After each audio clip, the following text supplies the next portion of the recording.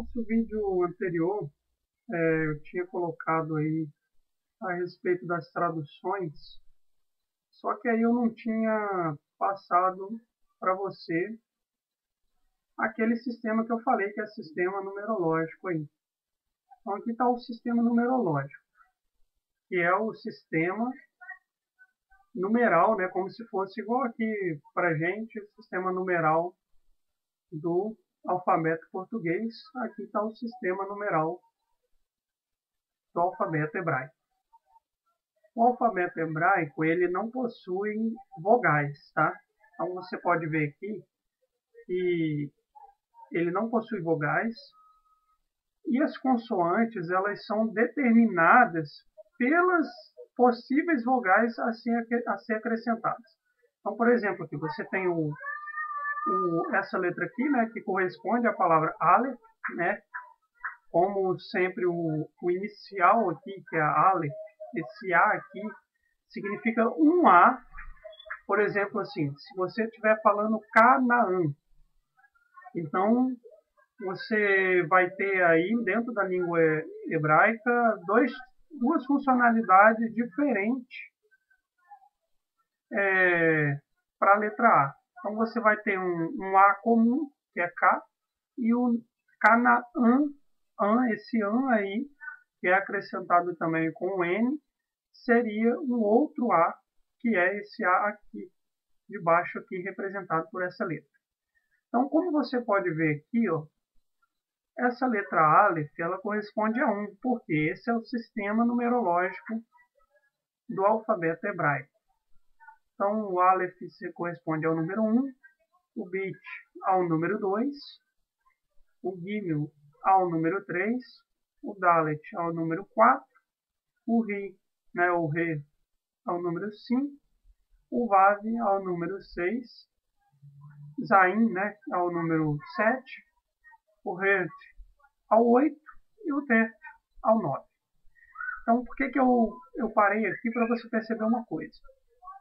Aqui tem as quatro letras principais do chamado tetragrama, que é o nome de Deus dado pela Bíblia hebraica. Você tem o Y, né, que é traduzido assim, YH, e você tem o W, né, que tem o som de V, então aqui ele é representado pela letra V, e de novo o H, que na transliteração ficaria Yud, Re, Vav, Re.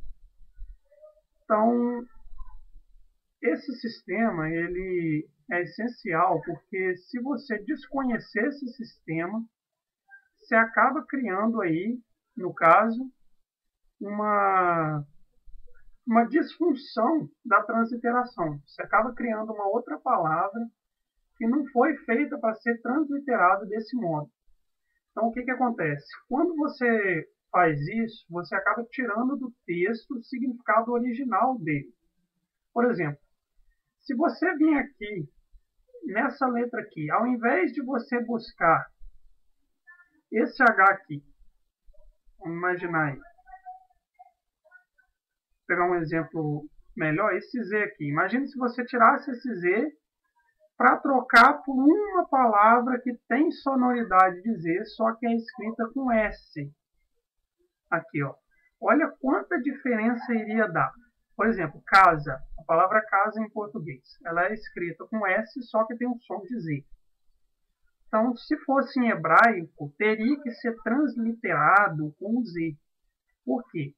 Porque aqui, ó, o Z vale 7. Olha a diferença do Z para o S. Aqui em cima, esse S aqui, ó, ficaria em 300 pontos. Esse é o número, é o sistema numerológico da língua hebraica.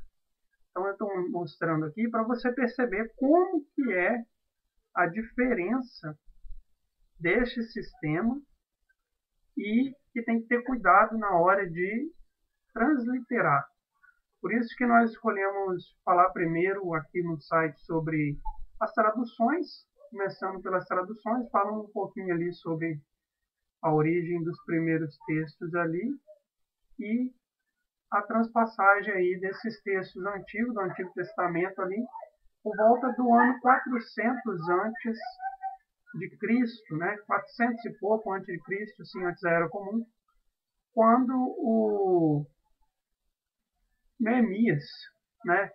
Depois Esdras, né? Compilaram ali a primeira versão do Antigo Testamento completo, que foi chamado de Tanakh, né? Então, essa primeira transcrição ela foi feita direto do hebraico. Então, aqui eu tenho uma cópia, só que essa daqui eu vou pegar aqui a cópia. Aqui a cópia. A cópia do Antigo Testamento, texto massorético. Para quem não sabe o que é texto massorético, na aula anterior eu tinha falado que o texto massorético é a transliteração das cópias originais da Bíblia, tá? Então, essa daqui, ó, é a transliteração. Por isso que você percebe, ó, cada letra em hebraico tem uma numeração, né? Então, há uma estrutura gramática atrás desses textos muito grande. Então, quando você varia, às vezes o tradutor não conhece e começa a variar, e começa a criar várias outras cópias diferentes das primeiras, tá? E aí, depois, mais para frente, a gente vai falar sobre a influência dessas traduções, essas transliterações equivocadas. Por exemplo, aqui no idioma hebraico, não se lê usualmente como a gente lê aqui no Brasil o português. Aqui se lê da direita para a esquerda, completamente o inverso do nosso. Então, se alguém resolver transliterar da esquerda para a direita, ou seja, do mesmo modo que transliteram a palavra do inglês para o português, vai acabar criando uma problemática muito grande. Então, isso não é correto transliterar desse jeito. E também não é correto traduzir completamente o texto. Por quê? Porque mais para frente a gente vai falar sobre essas traduções, o problema maior dos textos traduzidos, e vocês vão perceber que a transliteração seria o modo correto, mas não foi usado, principalmente assim, não foi usado por quê? Porque muitos dizem que a maioria das pessoas que tinham a Bíblia, né, principalmente isso é o que se fala, não tinha tanta cultura assim. E aqueles que tinham acesso foi restrito na Idade Média, né? Mas antes desse período da Idade Média, o Império Romano, então, acabava por ter a Bíblia como se fosse um texto completamente contrário ao que o Império Romano determinava se seguir. Aqui o Império Romano era pagão, então não teve uma nova versão do Império Romano. O que teve foram cópias e mal traduções para o latim, equívocos de tradução para o latim. Então, aí, nesse sentido, acabou que aquela versão lá do texto massorético, que foi traduzido por Esdras, acabou sofrendo algumas modificações quando foi feita a elaboração da Septuaginta. Por que foram feitas como que se sabe que foram feitas essas adulterações e por que foram feitas? Aí está o detalhe. Foram feitas por quê? Primeiro, porque no grego, tá, o alfabeto grego, existem símbolos no alfabeto grego correspondente a vogais, e no hebraico não. Então já começa por aí, não tem. Então não era possível traduzir a Bíblia, traduzir a Bíblia do hebraico para o grego sem que sofresse já esse problema aí do próprio idioma, né? Que o hebraico não tinha vogal e no grego tinha alguns símbolos que se interpretava como vogal. E aí, do caso do Tanakh, do Antigo Testamento de Esdras, quando ele foi compilado em hebraico, né? Então aí o hebraico ele já vinha seguindo aquela ordem que eu falei, essa ordem numerológica, Então, esse texto, essas cópias dos textos masoréticos do hebraico, elas não foram deturpadas.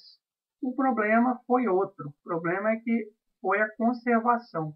Então, não tinha conservação como se tem hoje, então acabou por se perder ao longo do tempo, né? Se perdeu e aí só tem as cópias e outras cópias mais. Então, no próximo vídeo a gente vai falar sobre as traduções, as influências das traduções, tá? Nós vamos continuar falando sobre esse assunto e aí mais para frente a gente vai dar a descrição completa com alguns textos para examinar os textos de acordo com essa versão aqui e de acordo com outras versões aí. Nós vamos comparar algumas versões, ok? Então siga aí o nosso canal, acesse também o nosso site e nós vamos estar aí informando tudo que for necessário para que você estude e conheça mais, ok?